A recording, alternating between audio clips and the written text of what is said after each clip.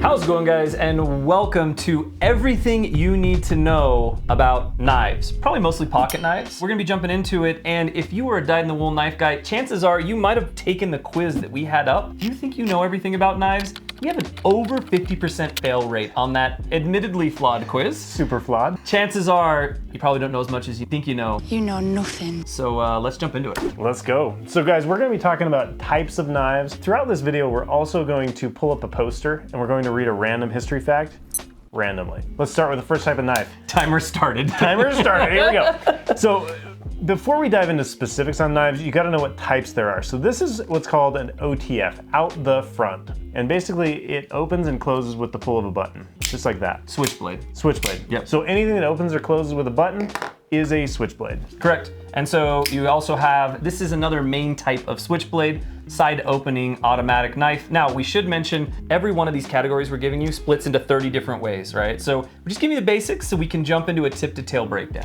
Okay, next on the list is a folding knife. Folding because it folds somewhere in that knife. Like literally you could spend hours talking about folding knives Just fold alone. Any one of these you could. Next on the list, We got got handle that one? Oh yeah. Can you handle it? Oh, I can handle Look this at one. that. Look We at that. got a Pete's Pirate Surprise fixed blade. So fixed blade knife, pretty self-explanatory. It's a fixed blade knife. Comes in every shape and size, bunch of different sheaths. Awesome knife. Next on the table is a butterfly knife. Now, the thing about a butterfly knife is you can use them to flip. They've got two handles just like that, and the blade comes up the middle.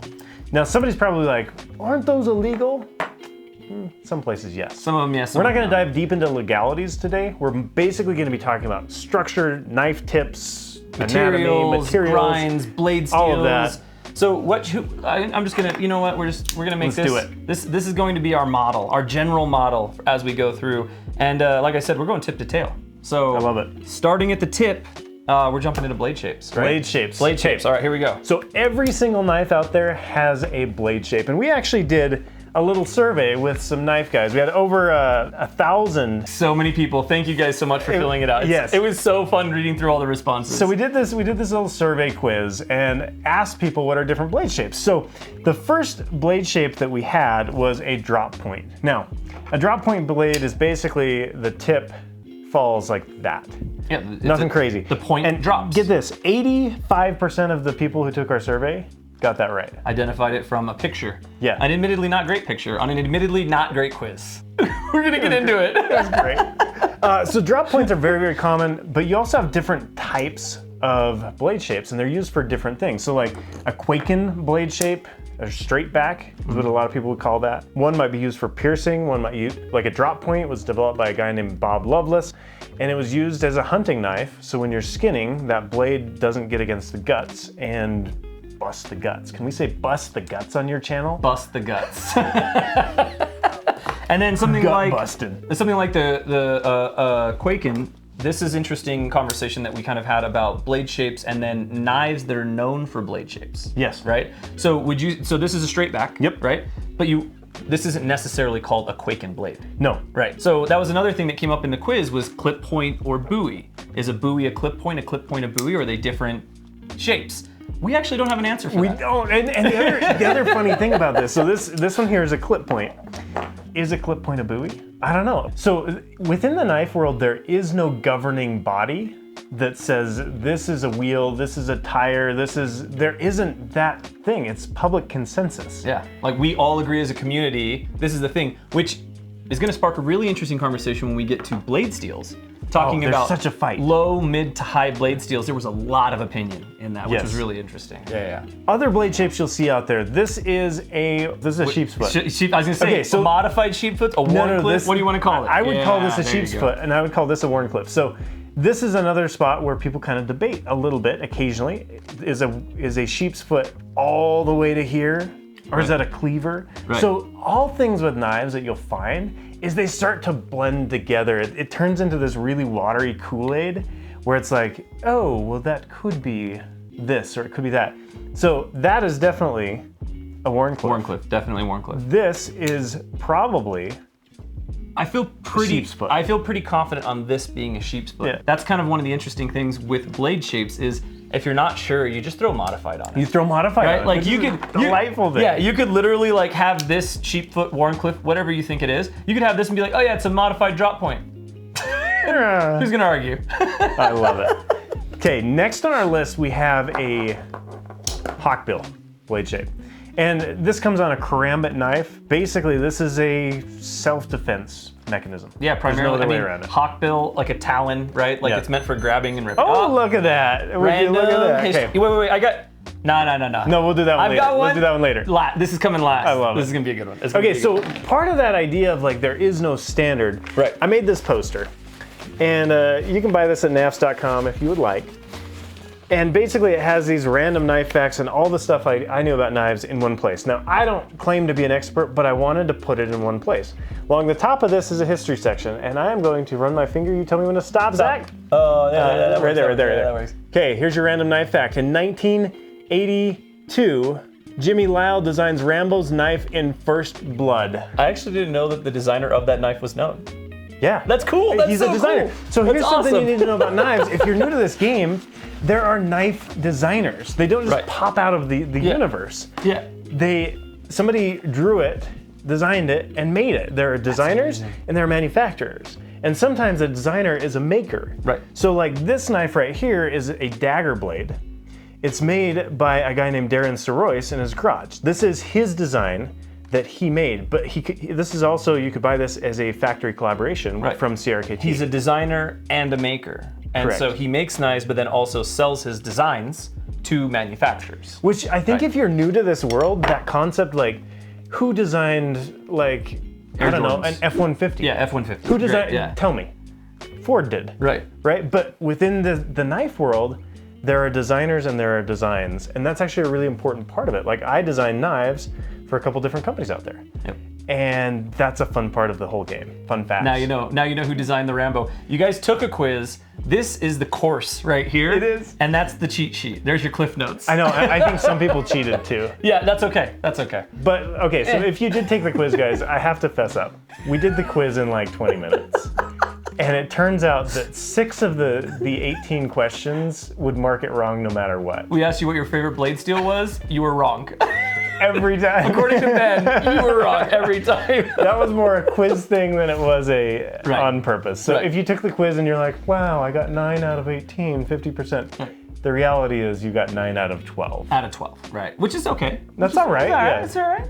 So that brings us to some of the contention points that we saw in the quiz, right? So when we're talking about tip to tail, right, this brings us into the actual knife blade, right? Let's talk grinds for just a minute. Okay, so first off, if you're brand new to knives, grinds, right? Yep. So a grind would be the way that the knife blade is profiled and the type of edge essentially that you're gonna get on it, right? And there's different... And let's talk about that. Yeah. This is the grind. Correct. This is the edge. So the part that actually cuts immediately, first cut, is the edge. And then up here is the grind. And you could actually have multiple grinds. You could have compound grinds and all sorts of different grinds, but there are basically, I'm gonna call it 6 different grinds that you'll find in different knives. Yep. Can you name them?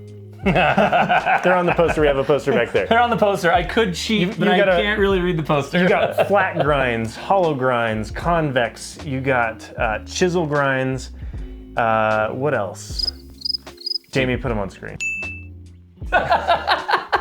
We can't read the poster. We can't read it from here. But the reality is, each one of those determines what kind of cut you're gonna get. So like a chisel grind, because it has this angle on the one side, if you're cutting like an apple, it's gonna push that apple out one direction as you cut. Yeah, it's hard to get a good straight cut with chisel grind just by nature of it because it's essentially a wedge. So it's wedging its way into the cut. Now the cool thing about chisel grind though, and this is something that Emerson Knives is really well known for, with a chisel grind, it's like really utilitarian. Yeah. Super easy to field sharpen, right? There are advantages to chisel grinds, you just don't see them very often. Yeah. Like it's a really utilitarian, but not great for EDC. Yeah. And when we're talking about pocket knives, and especially being new to pocket knives, right? Or what most of us carry on the daily, it's for EDC purposes, right? Yeah. Okay, we were gonna play a game here. EDC, what the heck does that mean? EDC is everyday carry. It's the knife that's in your pocket today. The things on your person. And this is one thing that Zach and I have talked a little bit about. We throw these words around like drop shut action. So this is a drop shut action knife. It falls closed. That's a feature, but if I say, oh, how was your drop shut action today? Like, People don't know what that is. People don't know what that is. Well, and we kind of proved this with our knives you do hand to people, Yeah. right? Like seeing how easy it is for all of us to engage and interact with knives because we've been doing it for so long, and then seeing somebody who's brand new to it not know how. So we have a video idea that we need to do where we sit down and talk knives, and then we have a non-knife person in the corner that just marks every word that they don't know while we go through it. Because would be great. Yeah, we talk about them like crazy, and we're like, of course you know this. Yeah. So within that blade category as well, there are different types of finishes to the blade. So what the finish is how they process the blade to give it its visual appeal. So you've got, this one is a stonewash, so it's gray. If you look at this compared to a satin knife, this is what the stonewash started as, is satin. And you can see it's almost reflective. Yep. Well, it is reflective, but you could almost see your reflection in it. They take this and they tumble it. And then there's other knives where they take them and then they tumble them and they put them in, they'll do coatings on them. So they'll do like a gray tinitride. This is a titanium nitride coating on this. So you have a lot of different coatings. You can do them in different colors.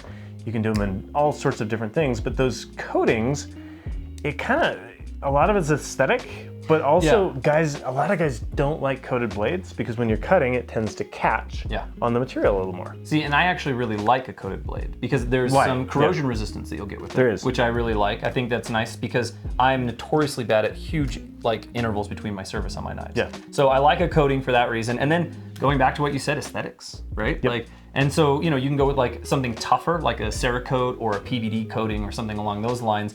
But I'm not a big fan of colors. So I know you've got the peppermint banter here. No, we're calling it the Air Jordan. The Air Jordan. We got the Air Jordan banter here. It's pretty loud. It's loud, and it's kind of loud, like a Victorinox compact. This is probably the loudest knife on the market. Yeah, and it's absolutely stellar. Yeah, it's not very good. Yeah, like something like this. What about you? Like, obviously you did this one, and you have banters in a bunch of different awesome styles and feels, but. Coated blade, colored coated blades. Normally, what do you go for? I love a stonewash blade. Same. Good stonewash. Or a black stonewash, I think is great. This is the Lander. This is one of my designs. I like non-reflective. It's just a little bit quieter. But honestly, I think we make a big deal of a lot of small details. Yeah. Which is fun. Yeah. Right. I mean, that's part of the thing, right? It's part of the thing. Like again, going back to blade shapes, right? Like conversation of Bowie knife, clip point, right? Like going back to grinds. What grind is the best for EDC, right? What is the best grind for bushcraft, right? Like what are these things? By the way, on the quiz you took, the answer was Scandi. That's the best grind for bushcraft, which is interesting. Yeah. There's also this whole category of how you heat treat something. Actually, so what is heat treat? Right. Yeah. Dive into it. We're in the blade. We're in the blade. So heat treating, basically, before your steel will hold an edge, you have to go and you have to bake it. And there are these recipes of how to bake certain steel. And so you're gonna bake this and you might put it in foil and you'll bake it for this amount of time at this temperature. And then when it's done, it's ready to put an edge on it. And then how you put an edge on it can affect the heat treat as well, though. Yes. Right, as we've seen. Yes. Yeah. So it's fascinating because you look at a tool and you're like, hey, this is a knife and it cuts. But there is so much around it and inside of it and part of it. And I think sometimes we get so deep into that we forget that a beginner is like, oh, it's a zero grind. Well, what the heck is that? And they're Googling it. Like, I remember when I got into the knife industry, I sat there and I watched YouTube videos for probably 3 months. I remember watching Gavco like crazy. Oh, yeah. This was a channel back in 2011. And Michael actually became a knife maker and designer. Mm-hmm. And I learned all of these terms, but we speak this weird language. And we're like, it's a deep carry clip. And everybody knows oh, that is the clip going deep in the pocket. But if you're new to this game, holy smokes. While we were here, Ben had a guy come by and Ben gave him a knife, which was really cool. And Ben's like, yeah, it has removable scales. And the guy's like, and this is like a mechanic, like a hardcore welder mechanic. And he's like, oh, is the plastic part, is this the scales, the thing on top? And Ben's like, yeah, it is. And even something as simple as scales, which is so interesting. And it's not because he's dumb, he's not. No, he's not at all. Very he's smart. Genius, yeah. But we speak a language in here. Exactly. Well, and that's the thing is when we're talking about heat treat and stuff like that, that's something that's really interesting because one of the questions that we asked kind of to the history thing was what's one of the biggest pieces of history in the knife world, right? And a lot of people put the development of MagnaCut. And MagnaCut's kind of a new, I would call it new. Yeah, newish. It's a newish So would you call it a super steel? Would you call it high-end steel? I call it high-end. Yeah, a newish high-end steel. I give a little history on that. Like give a little like who made it? Why does it exist? So there are these companies that make specific steels. So there's a company called Crucible that designs, and they work with PhDs in this stuff to design knife steel specifically for knives. And I think that's where like the niche of this gets so deep and expansive, because there are people developing handle materials and blade steels and all of these different things for the knife industry in particular. Yeah. And it's such a small segment, but it's a passionate segment. Yep, exactly. And that's, I think, why I love being in it, is because it's like, you guys are like, no, let's argue about blade steel. Yeah, or like, what is the perfect HR? What is the perfect blade hardness? So let's talk about steels for just a minute. So one of the things that makes a pocket knife expensive is the steel that is used on it. For instance, this is a Big Banter. It has 20 CV steel, and according to you guys, 20% of you would say that 20 CV is a high-end steel. This is gonna run more expensive than like a Nitro V, which, by the way, Nitro V, 3% of you said that Nitro V is a mid-grade steel. And I agree with that. I agree with both of those. I agree with both those. There were a few that I didn't agree with, though. Yes. There's actually one that I think is making a transition, which I think is really interesting. So let us know down in the comments what you guys think. A lot of people said that S30 and S35 were mid-grade steels. Yes. Which I thought was really 23% of you yeah. on S30V said that S30V is a mid-grade steel. Yeah. Now, 7 or 8 years ago, S30V was like the cream of the crop. Yep. And that's the thing, it's like, that's the thing, it's like, as new steels come out, old steels get bumped down kind of the mid-grade to budget. So if you're looking at a $25 knife, chances are it has a budget steel. Right. If you're looking at a $300 knife, chances are it has a high-end steel. Now, don't take my word on it. That's not always the case, though, which is so interesting. Because there are still $300 knives that have D2 steel, which is like a mid to low grade steel now. I love D2, but yeah. All right, what's our Are you ready for this? Yeah, what's our random history fact? Hold it. Dude. 1907, Heralt makes the first electric furnace for steel production. Oh wow! 1907. Was that part of like powdered steel metallurgy? Is that like why that's on here, or? Well, so my thought process in putting that on there is first basically the invention of electricity comes online in 1907. Right. And if you can imagine, previously you would have to stick it in a furnace yourself.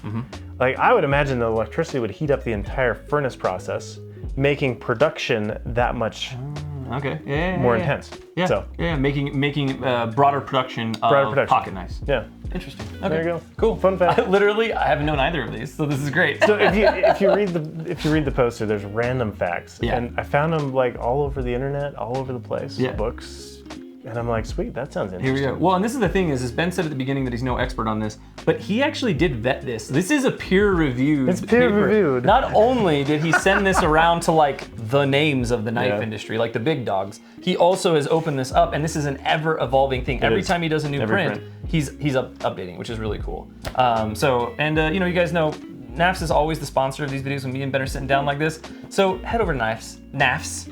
Get a poster, and this thing, dude. This thing, I'm so excited about this Big Banter. Get one of these too while you're at it. I don't know, it's not gonna be out when this video comes out, but soon. Mid-November, they're saying. Mid-November. Should we talk about opening mechanisms? I think we should go into opening mechanisms. I feel like opening mechanisms and blades are, usually the blade has the opening mechanism on it. Not always. Well, here's the thing is, unless you're a fixed blade, right? Yeah. The opening of the knife has something to do with the blade. Correct. Right? Whether that is the blade being fired out the front of it, right? Or out the side of it, or dropping out the side of it, or out the front of it, or you folding it open, or the blade being attached to two pivots and folding out of the knife, right? So I think opening mechanisms makes total sense. So what you got in your hand? Yeah, so Spyderco, Spydie hole. This is actually patented, is that correct? It is. Yeah, this is a patented, so you could see other knives. It's trademarked. Sorry, trademark, it's trademarked. So you may see other knives with holes in them, right? Here's a good example. Oh yeah, that's a great one. Yeah. These are both what we would call a thumb hole opener. Yeah. One is more of a slot and one is a hole, but for the purpose of. Yeah, thumb hole opening. I feel like we're categorizing animals. You know, like like if you're Darwin and you land on the Galapagos and you're Right. like, this will be called the Latin name. Right. That's kind of what it is, right? Like Holomus openamus. yes, that's what I was looking for. So you got thumb holes, you've got thumb discs and thumb studs, which are very similar. Not a big fan of thumb discs. I Nor am actually I. think that James knife does it really well though. Do you know why? Why is that? Because I put some jimping on there. Did you? I did. Oh, that's right. When I was opening it, when we were playing around earlier, I was like, man, that opens way better. I thought that you put the jimping on. I put some jimping on there. So yeah, interesting. if you don't know what jimping is, Yeah. jimping is Here, I'll take this little not. These ones are not dulled. These ones are definitely sharp. So jimping is basically, you usually find it on the spine of a blade. Jimping is just texturing that you put your fingers on. Yeah, And- something that you purchase so that your hand doesn't slip. Yeah. And I think that more knives would benefit from jimping. Yeah. I'm a big proponent of like jimping on the back for my thumb to lock in. Sure. Yeah.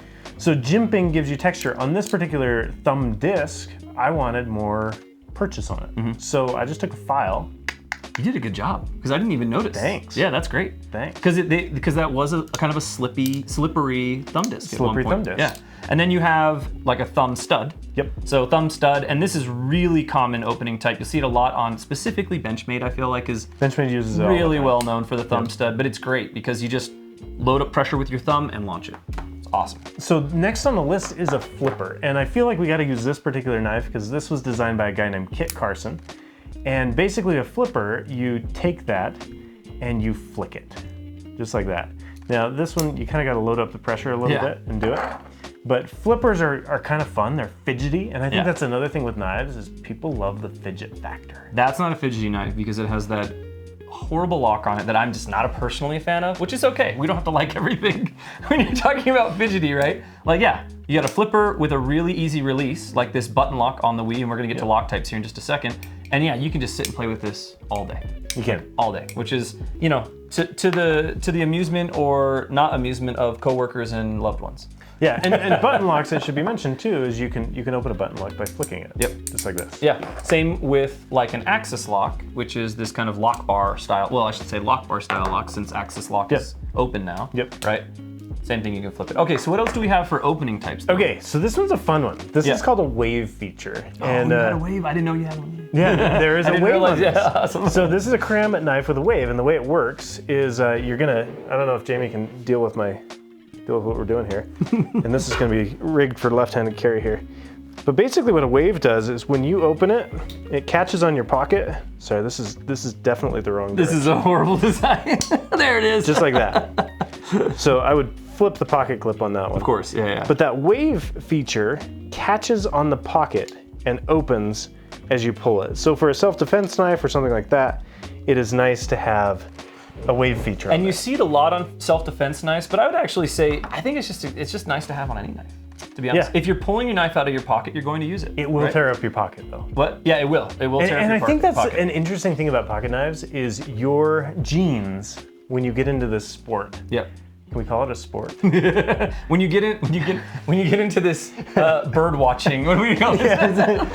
This classification. It's a hobby, but it's so much more than a hobby because It's a way of life. the sport sucks you in, and it you're is. like, wow, I just bought season tickets to this, Exactly. this sport, and it was expensive. But the great thing is you get to play. You don't have to just watch. That's true. Which is awesome.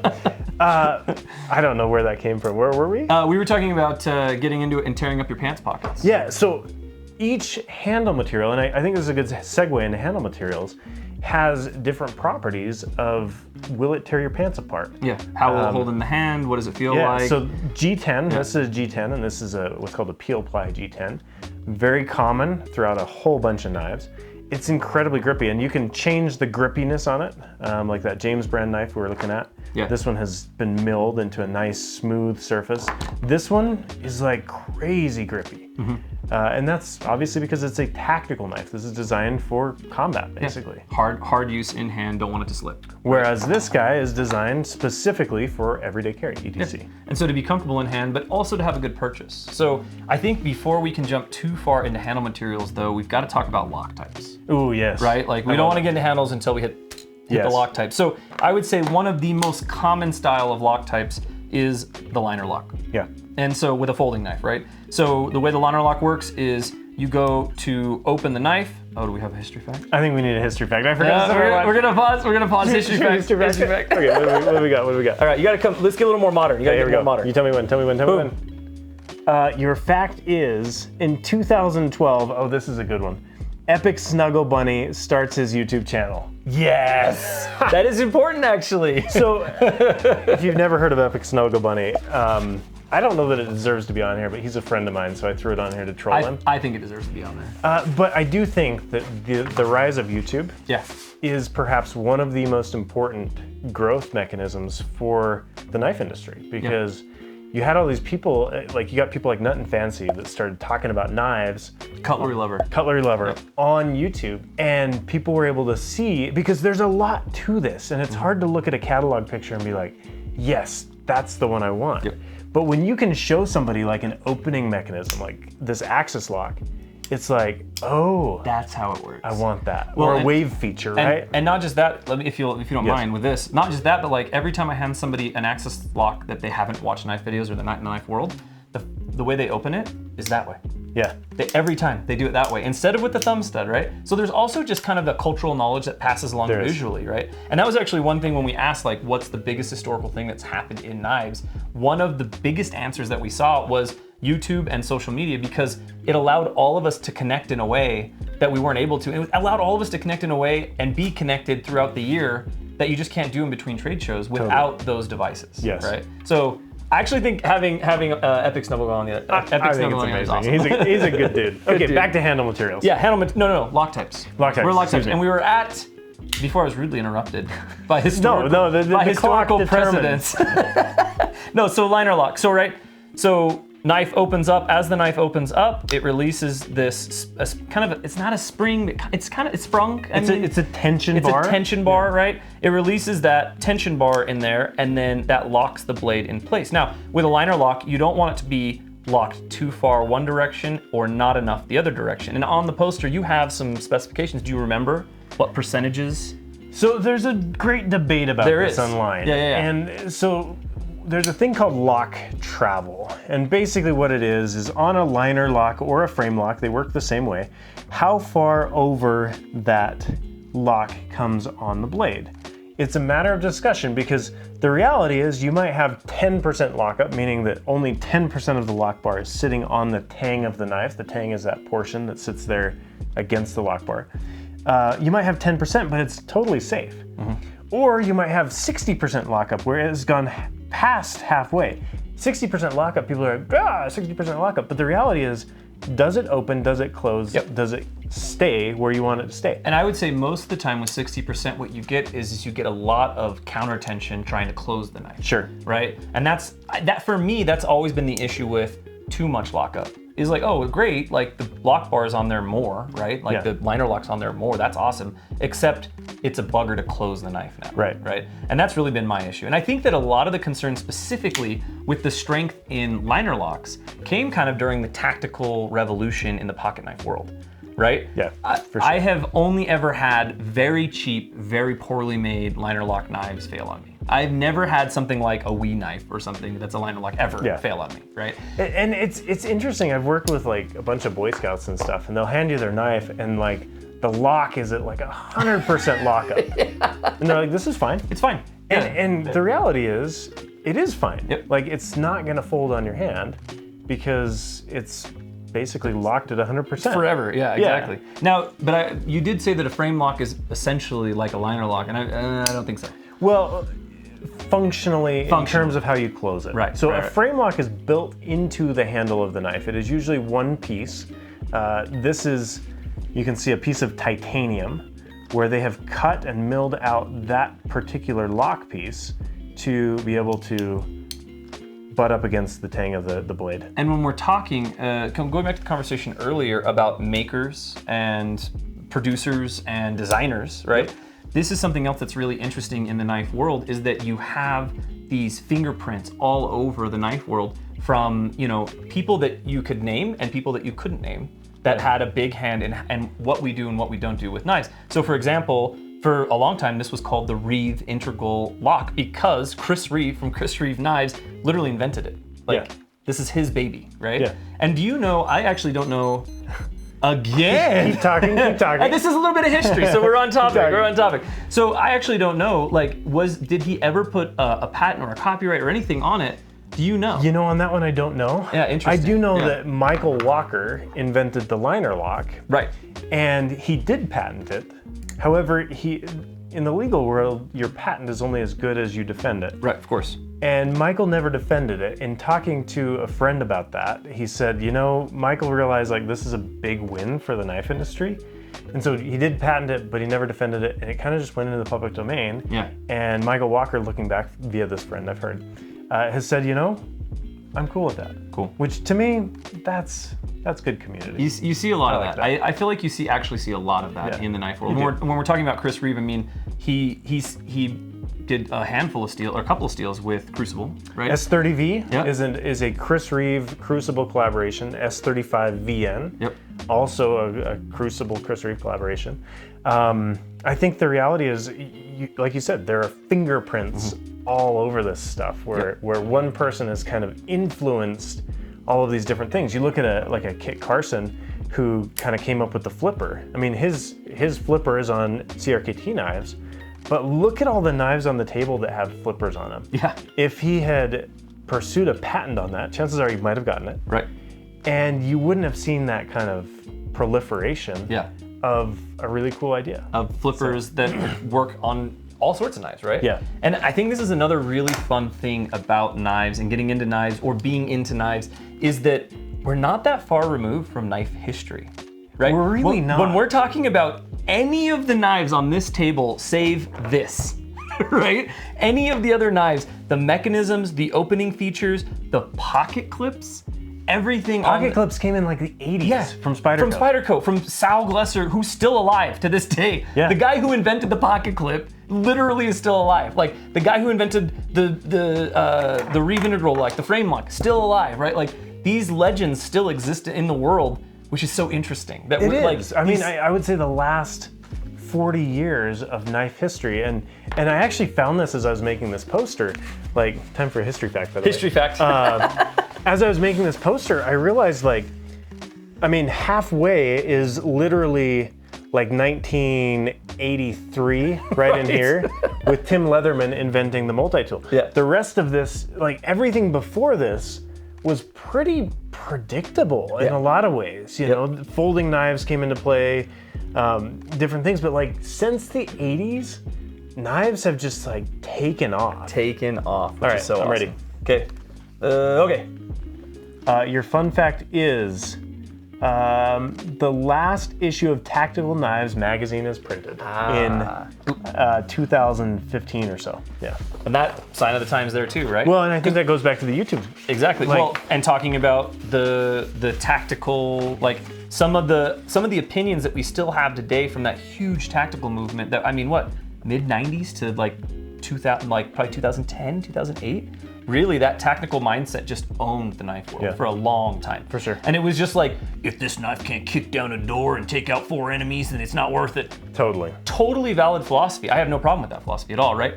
But I think that it's just interesting to see the shift from that to then now EDC, where it's everyday carry. What's practical? What's going to be the most useful tool for my day-to-day? And also like what holds a little bit of status. I think we're all looking. Oh, there is a flex factor to this whole thing. Even if you're buying a $40 knife, you could go buy a $100 pair of scales for it, and a $30 backspacer for it, and dress it up, and there's a bling factor to it, right? And I see no problem with that. It's like modifying your car. You know what I mean? Like, okay, cool, your car goes faster, it doesn't go fast. Yes. But man, those rims are sick. You know what I mean? Like, and there is such a flex factor to all of it. I mean, for the banter, we have these little tritium thumb studs that glow in the dark. Yeah. Awesome. And it's like, oh, I need that. It's so Nobody cool. needs a tritium thumb stud. I mean, I do, but it's in the same way you need a Slurpee, right? Like a Slurpee is not refreshment. I mean, it's refreshment, it's refreshing, but it's not nourishing. No, and it's even going to make you thirsty at the end of it, right? Like, but man, it's so good. It is. I love it. Okay, so we have strayed off of whatever we started here, but I like it. No. We were talking about lock types. And I feel like we hit some really good ones. Do we have, okay, so then we have like a compression lock. Yeah. Right? So a compression lock is very similar to a liner lock, in my opinion. But I think that going back to this idea of like lockup and strength and all of that, the compression lock is considerably stronger than just a traditional underside liner lock. It works very similarly. It's just this sprung bar here engages with the tang, and you get a ton of tang and lock bar, or whatever you want to call this, leaf Yeah. liner lock engagement, and it's really, really strong. There was a time in the knife world, and I haven't seen this in years. There was a time in the knife world where it was very common to lock the end of your knife in a vise and then hang a bunch of weight off the front of it to see how strong the lock was. Where like, why was that a thing? But like again, I think it was part of the tactical mindset. How strong is it, right? How strong? Can I break through a door? Yeah, and this is the thing that I love about it, because I'm not bagging on that at all, right? Like the thing that I love about that is then you have companies like Cold Steel, right, that produced like the Triad lock, which we don't have, but similar-ish to a back lock. Yeah, visually similar to a back lock. So back lock opens up, and then you're getting engagement of this entire back bar here, engages with the entire side, the entire back tang of the knife. So back locks are very, very strong. They can be one-handed. You just gotta be careful because you don't wanna flick that into your hand. But yeah, the Triad lock, very similar to a back lock, visually, internally different. And it's just cool to be like, yeah, I can hang 1,000 pounds off my knife. Yeah. It's like, yes, I can hang off the side of a cliff with my knife, and I'm gonna be safe. It's a flex. It is, it's a flex. again.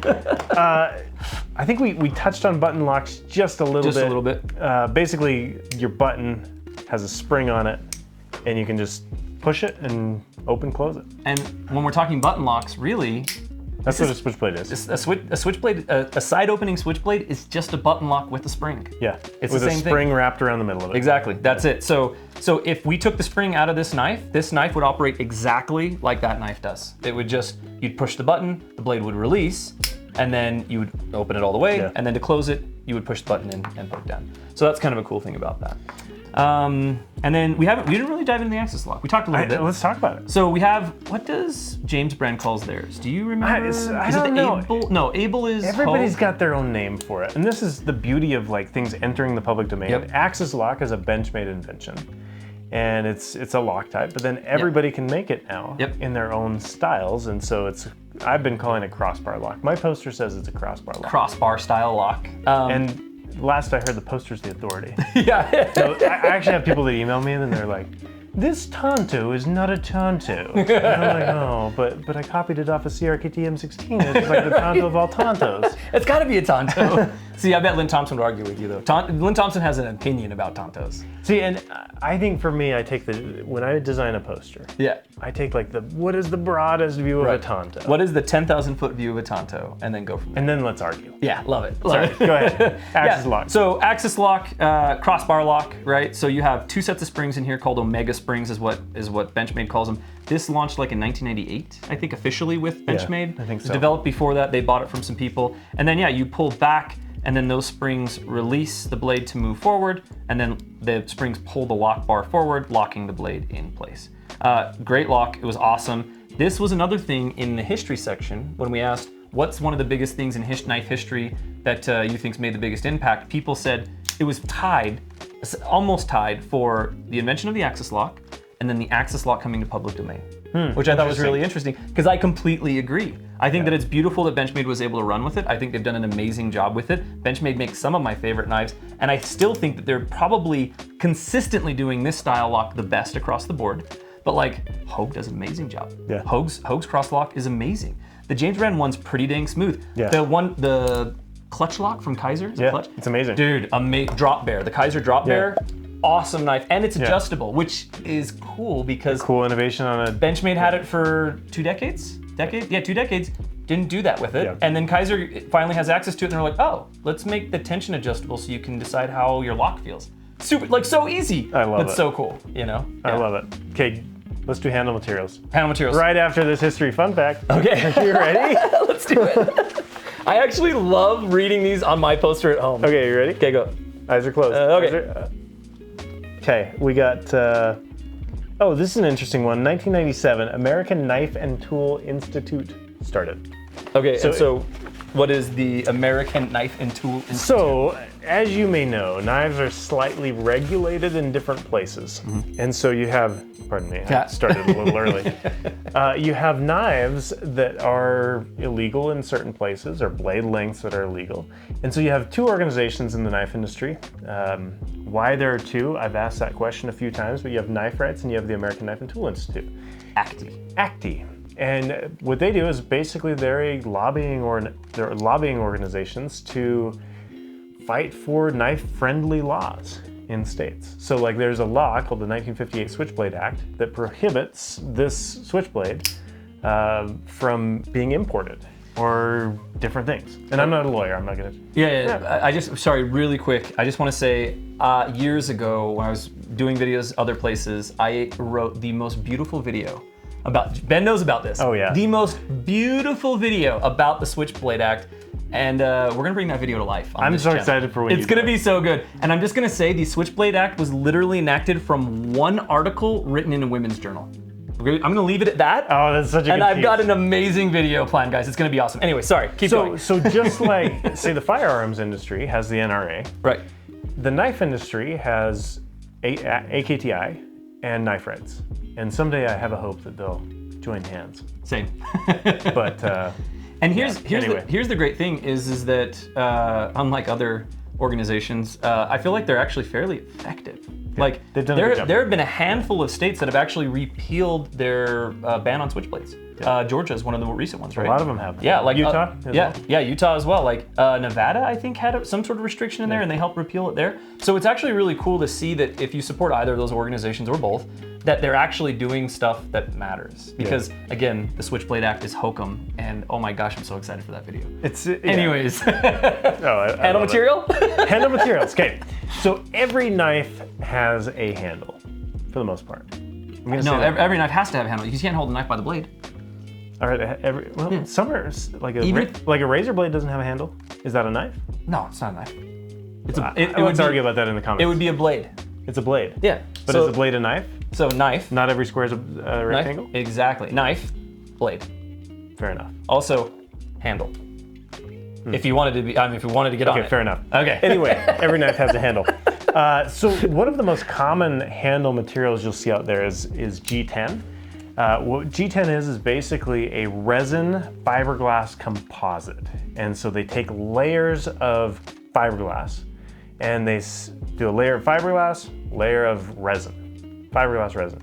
And then they pressure it and they cook it and it turns into this really hard material that it kind of feels plasticky, but it's not at all. Yeah. It's a very stiff material. So that idea of resin material, you'll see that across a whole bunch of different knives. So when you look at like micarta is like basically jeans, where it's like your denim jeans, resin. Yep. Over and over. Yeah, I mean, like burlap. Like I literally made micarta out of burlap, right? Yeah. Like you can make it out of any sort of, cotton, nylon, like there's all sorts of materials. You can make it out of money. Lucas Burnley has has like literally made out of dollar bills, micarta, which is so fun. And that's the thing is, when you mention G10, G10 is probably one of the most common knife handle materials there are. And when you say plastic, the interesting thing about G10 is there's something to the weight and something to the way that it's textured that is very much obviously not plastic. Correct. That's the other good thing. And also way more grippy than plastic. Like you can get, there's something about the G10 that just makes it more grippy. And I honestly don't know what that is. And as a designer, I actually love G10 because of the price point. It's fairly inexpensive. And it holds up really, really well. Yep. That said, so you will find some, we call them polymers in the industry. Plastics. and you'll find a lot of different plastic names like fiberglass reinforced nylon.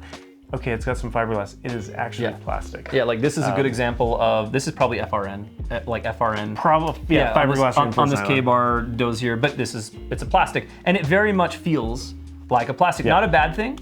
And they actually did a half-decent job with this. But again, even with all this texture, there's still a little slip to it. I like a good grip in my knife, and that's why G10 or micarta are kind of like my go-to. Yeah. Right. But yeah, you'll find like Spyderco uses a lot of polymers. I feel like we need like a British voice to come in and say polymer. Polymers. Spyderco uses them a lot, and sometimes they take flack for that because it's like, oh, that's a $150 knife with a plastic handle. Well, it is, but these are plastics that are developed. I mean, even there's a knife handle material out there that people are loving called Ultim. Yeah. Has this amber look to it, but at the end of the day, it is polymer. Polymer, yeah. And they're paying premiums for it, but it's plastic. Yeah. So I don't think you can say plastic and be like, ew, poo-poo on plastic. Right, so what would you say, Grivery? It's a plastic. It's a plastic. polymer. It's also a polymer, and this is a $150, $170 knife, Yeah, right? That we all love. Like Benchmade Bug Out is a classic for a reason. And that's actually something interesting that Benchmade's done with this. I don't know how, but they have made this not feel as slippery as other plastics. I think it's the finish. As other polymers, because so you can tumble plastics just like you do, like you can put it in a medium. Yeah, and like tumble pull a little more out of it because a lot of the Spyderco polymers I don't like. They're too slippery. Like a lot of the lightweights aren't for me. Sure. But the Bug Out, I love these scales, right? Like it's that's the fun part about all of this is you can take a polymer and you can stonewash it. You can change it. You can add carbon fiber to it. You can do so much with each piece of this knife game, and you end up with something else on the other end of it, which is really cool. When we talk about knife handles too, you get a lot of natural materials. So this is a Barlow knife with some sort of antler or bone. I think this might be a jig bone. Yeah, it looks like a jig bone maybe. Jig bone. This is from a friend that I met on Reddit. Oh, cool. Knife Thoughts. That's awesome. And that's one thing I love about this community is you meet people and you share things. Yeah, which is great. It's really great. Yeah. The other material that's very, very common is aluminum. Yeah. Now, this is a raw piece of aluminum, not raw, but it's been processed. This is a Lander knife handle that hasn't been anodized. So aluminum is used all over the place. Most OTFs are aluminum. A lot of autos from ProTech are aluminum. But one thing that you got to know is, again, there's processing to all of these materials. So this is raw aluminum. This is anodized. So they've basically gone in and put a blue coating on there to be able to give it color and also just, this will scratch really easily. Yep. This anodization will not scratch as much.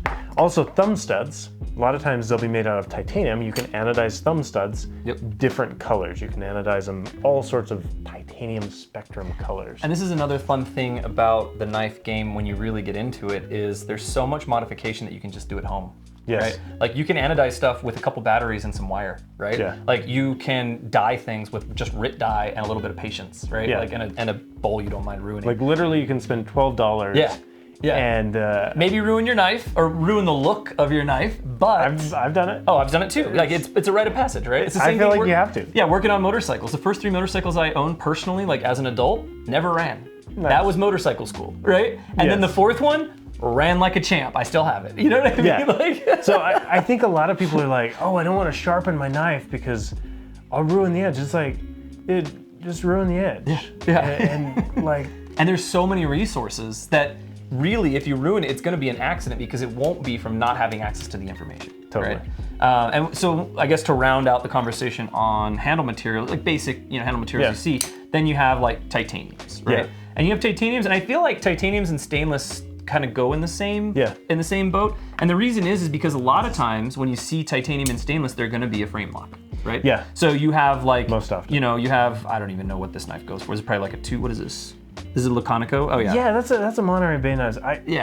I got a deal on it. Okay, you got a deal. So a lot of times titanium frame lock knives, I mean, you're looking probably minimum $160 up, minimum $160 up. But then like you have this CRKT, is that the Pilar? No, that's a squid. A squid. Probably a $25 knife. $25, $30 knife, right? Yeah. So similar in the function, similar in the lock strength, which is kind of cool, right? But completely different in material. And weight too. Yeah. And weight, again, material, bougie, construction. Bougie flex. Yeah, like if you're gonna have titanium on this knife, you're gonna have a whole different, set of bearings and feel, and there's gonna be, what's the word I'm looking for? When you have calipers and you're looking at measurements of things. Tolerances. Yeah. Dude, this is a long video. A whole different level of tolerances on a knife like this made out of titanium than you would find on the squid. And the price should reflect that, right? Totally. Like, exactly. Whoa. This is a lot. This is a lot. I love it. Do you need a history fact? Dude, we need a history fact. Let's do it. Okay. Dude, what's the first history fact on the poster? Oh, this goes way back. Yeah, 1.4 million years ago, hominids in present-day Spain make flint knives. That was the earliest fun fact about knives I could find. Really? Is it? So it was a million, or it was 1.4 million years ago. in Spain is the first like cutting tool that we've found. That's, I mean, I'm sure there's another one somewhere. Of course. But, but 1.4 million flint knives found in Spain 1.4 million years ago. In España. In España. That's awesome. I love it. I love the history of all of this. Oh yeah, I love it. Well, and again, I just love how close we are to so much of this history. Yeah. Like we're so close to and history's being made on the regular. Like Yes. there is still like Magna Cut. Magna Cut is a perfect example. What is Magna Cut? Or the blade steel. 19% of you said that it's a high-end steel. A high-end steel. And a bunch of you, we didn't have percentages on the what was the most important part of history, but a bunch of people said that was a huge stepping stone for the knife industry. And that just happened. You know what I mean? Like a year and a half, 2 years ago. Exactly. Which is amazing. Yeah, I love it. All right. Dude, we have covered a lot of ground. What? Okay, so we've got, I feel like we've got our blade figured out. A couple blade notes. We did miss choils. Yeah. So choil's a weird word. 100% honest, when I first started working in the knife industry, I didn't know what a choil was. Choil sounds like maybe you've got to go see a doctor about that. Yeah. Oh yeah, dude. Yeah, I got a choil. Like, you know what I mean? Like, what does that mean? Yeah. So choil. There are two types of choil, and I don't know if we have both types here. Do you want to see a little thing about? Let's get some. So we have a designer, a maker, and a manufacturer amongst us. Amongst us. So let's get some insight into choils. No. So here's the deal. Choils. There's two types. This is what's called a finger choil. And you'll most often find these on bigger knives or fixed blades have them fixed regularly. blades. Yep. Basically, this is a spot for your finger to go, called a finger choil. Now, there's also what's called a sharpening choil. And a sharpening choil is basically when you are sharpening the knife, you sharpen up to there. And I think to understand this better. So this does not have a sharpening choil. Yes. Right. So to sharpen this, and you can actually see it, I don't know if you'll be able to see this on camera, but there is a small, like 32nd of an inch that is not sharpened there. And that's because it doesn't have a sharpening choil. Now, this has a sharpening choil, so when you're sharpening, you can sharpen all the way to the finger choil. Now, it's not very common to see a sharpening choil and a finger choil right? together. Yeah. But I asked the people, I was like, dude, can we combine this? Yeah. And the people said, do it. And I was like, it looks weird. And I'm like, then they're like, do it. And I'm like, okay. Let's see it. Let's see. Because I'll be 100%. Take a look. I'll be 100% honest. I love the looks of this knife. That has never visually pulled me ever. Interesting. Never. I hate it. Like I carry, you know, you gave me. I think it was this one actually, because it's scratched for me. Yeah. Ben gave me this one to borrow. Well, it still hasn't released, I guess. Before it released, I got to test this out, which was awesome. And I didn't even notice it until you just mentioned it. Yeah. Right? And so it has both. I see what you're saying. That it now that you've pointed it out, I'm like, oh, it does look a little weird, but like also like hugely practical. Like I actually love it. Yeah. I actually love it because that Spyderco is a good example. You have a finger choil, but you do not have a sharpening choil. You don't. Right? Why not have both? Well, so here's one thing about choils on a design level. Yeah. It actually takes a ton of blade from you. Oh, so when you're designing, you just lost like 3/4 of an inch for that the finger choil. Yeah. So you also just lost another like 1/8 of an inch on that sharpening choil. So by the time you're done, people have complained about this with the Big Banter. Right. By the time you're done, it's like the same blade length as the original Banter. You lose real estate, but that design is trade-offs. Right. And so you can't have a big meat hook knife for meat hook hands. Yeah. And not have space for the meat hook hands. Yeah. Well, this is what I was going to say is I don't feel like this is a loss of blade at all. This is an addition to knife, in my opinion. There you go. Right? That's how I view. You can choke up on it. Yeah, that's how I view a finger choil. When I have a good finger choil that doesn't like, you know, it's not sharp and pointy, and because sometimes finger choils aren't great at all. This is a serviceable, usable finger choil, and this isn't a defense of the Big Banter. This is a defense of finger choils in general, right? Yeah. Like, I actually don't see this as a loss. I see that as a gain. Well, it makes the knife more functional and comfortable. It's a gain for what you want it for. Right. Yeah, that's true. And I think that's that's an important part of knives overall is if you want to cut a pumpkin in half and you want a finger choil, you can't have both. Right. You literally, and that's something to think about. Like if you're doing, like it's just Halloween was last week. Right. Yeah. This week. Yeah. Whew. Yeah. If you wanted to put that blade all the way in a pumpkin, you're gonna hit that choil. Yeah. Fair. So everything is a trade-off. Yeah. I mean, you get more real estate for the handle, but anyway. Yeah. Like I said earlier, though, with jimping is I like a knife with a good grip. So the better the grip, the better for me, personally. That's my... I like a knife with a good grip. Yeah. You could turn that into a wrap. I'm gonna turn it into a wrap. New video shopping soon. I gotta come up with a SoundCloud rapper name now. Dude, what would your sound? I don't know. Get like a knife tattooed as a teardrop under my eye. Okay, leave it in the comments if you've watched this far. We're really sorry. You're our people. But, You are our people. Tell us what Zach's SoundCloud rapper knife name would be. Please, I need your help. All right, so Okay, if we get how many upvotes for that? How many? that's a good If question. 120 people like one of Zach's rapper names, he has to go to SoundCloud and make it. Okay. And release a song. Okay. Is that a deal? That's a deal. Yes. If make one it so, of, guys. if Make it one so. of these SoundCloud rapper names gets 120 likes, I will go to SoundCloud. I will create that name and I will drop a single about about having good grip on knives. Yeah. Make it so, Oh, guys. it's gonna go hard. I got some production buddies. This is gonna be amazing. I'm from Vegas. Like you're asking the wrong guy here. I'm sorry. Total distraction. I love it. All right, so tip to tail, right? I think really at the end of the day, like pocket clips. I think that's where we're at. Let's is talk about pocket a clips, couple right? other things. So just little details on knives. So you've got pocket clips, but you also have lanyard holes. So a lot of people like to hook a piece of string, basically. Oh, yeah, man, string paracord. Paracord, leather, a bead. One, it's a way to Gucci out your knife a little bit. Like we put some rims on your car, right? But I think also there's actually a big practical function to lanyards as well. And I know a lot of guys that will use lanyards to extend the reach, similar to the minimalist, right? Yeah, that's a good example. This is a lanyard with some paracord. You have paracord if you need it in like a survival situation or something. Some guys will do that. But also, this is a 3-fingered knife. Oh wait, I put this on the end. I've got a little more control of that knife, right? Yeah. Not only that, but I also, depending on how I'm carrying this, I have a way to get to my knife even easier, right? And that's actually the only time I personally use lanyards is when I need better access to pull it out of a sheath or something like that, right? So you'll see some knives with lanyard holds, some knives without them. And I think that takes us to pocket clips, and you could literally spend an hour talking about pocket clips. I think the big thing to know about pocket clips is the way it positions the knife in your pocket. And this is a good example. You can have a regular steel folded clip. There's a different name for that, like a bent clip. Yeah, bent clip. Yeah, you can have a wire clip, you can have a titanium clip. There are a whole bunch of different types of clips, but it's gonna put your knife in your pocket ready for access. Now, the way, and this is where the nuance is so fun. Yeah. So there are different types of carry. There's left and right-handed carry. So this knife has holes drilled for left-handed carry, right-handed carry, and then tip up or tip down. So you can carry it here or here. You basically just unscrew the pocket clip and put it wherever it should go. And the fun part about that is if you're like, sweet, I am a left-hand carrier who prefers tip down, you can move your pocket clip that way. An animal. You're an animal. not because you're a left-handed carry, because you're carrying tip down. And people are passionate. Like, if you're a tip down carrier, I'm sorry.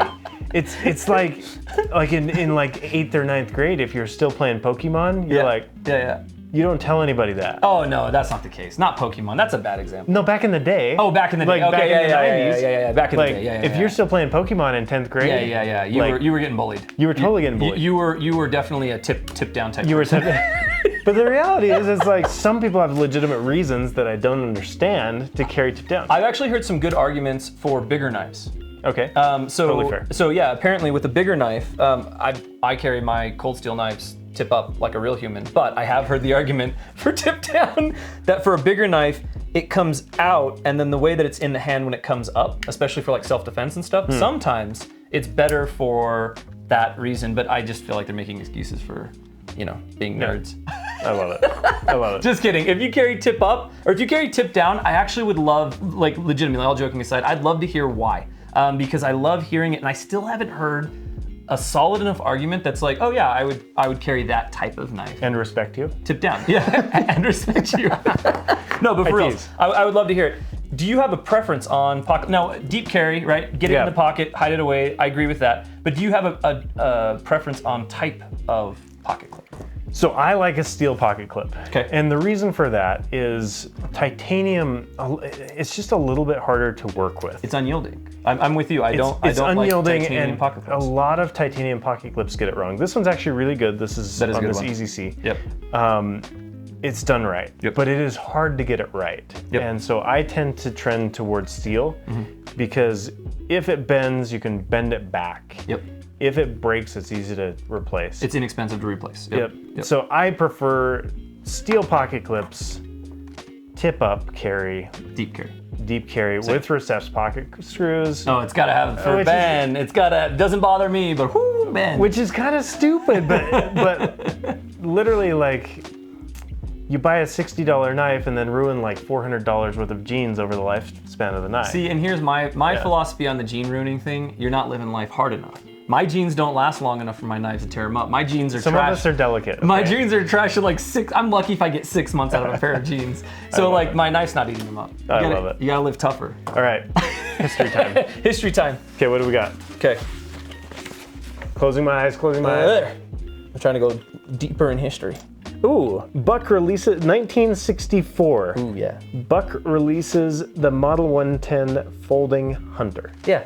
1964. What is that, like 55 years ago or so? Not that long ago. Yeah, again, that is such an iconic knife. You would think, oh yeah, like 1910, 19 whatever, right? Like, no, it's 1964. 60s. Yeah, it's the 60s. Like, which for us feels, we're not like old, a little bit older, which feels probably closer than if you're watching this in your 20s, right? Yeah. But also like, still not that long ago.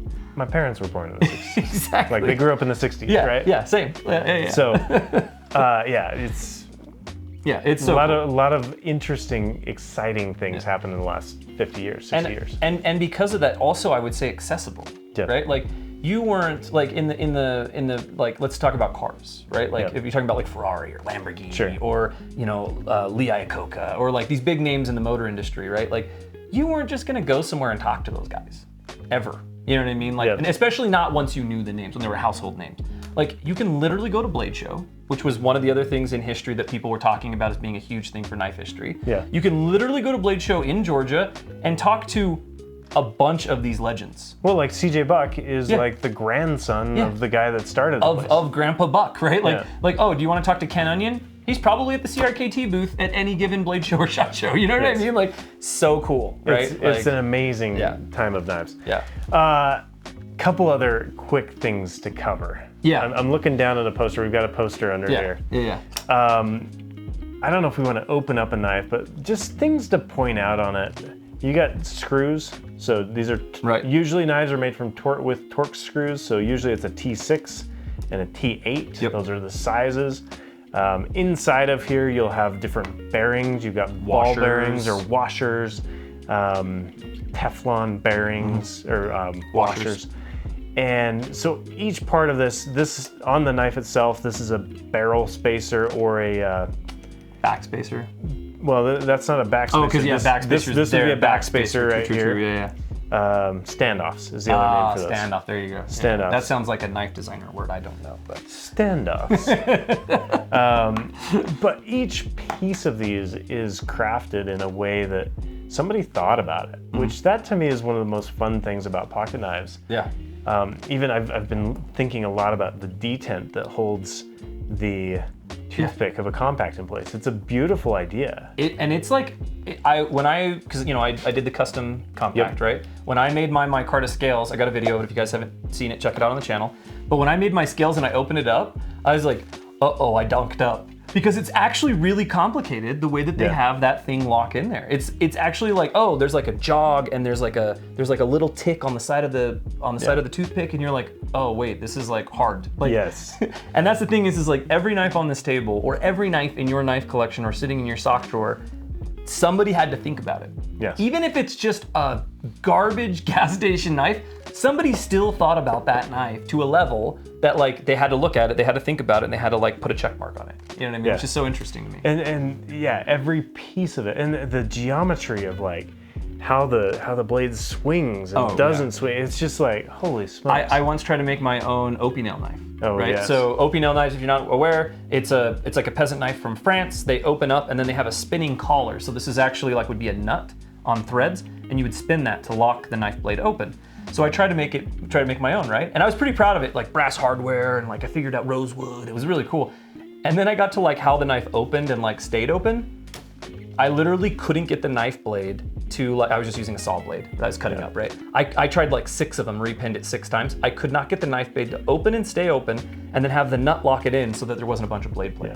Like, it's pretty complicated actually when you like get into it, which you gain some appreciation as you get your hands dirty doing this. And you've been playing in like CAD and like all this wild stuff, and like I've just been like a monkey in the shop hammering. But even that, you learn things where you're like, oh wow, like I have a much more appreciation for this now, knowing that, right? Yeah, and it's such a deep world, and I think probably like, I don't know, 11, 12 years ago now, I made a video where I was like, hey, I'm learning knives. And it's almost like the deeper you dive into this stuff, the more you realize you do not know. Well, and this is actually part of the, now we're gonna get into philosophy really quickly. This is part of the Platonic process, right? Like, all you can really know is that you don't know anything. Yeah. I feel like the more you learn about knives, the more you realize like, oh, I actually don't know how that works. Even reading some of your guys' responses, it was really fun to read them. To be like, some people went in like so just like, yeah, I got this. And then they get to the end and they're like, I do not got this.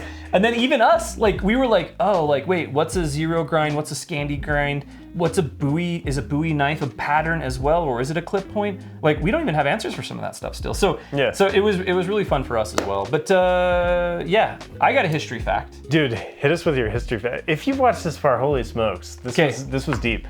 This history fact is worth the time that it'll take to read. This came from one of you guys out there.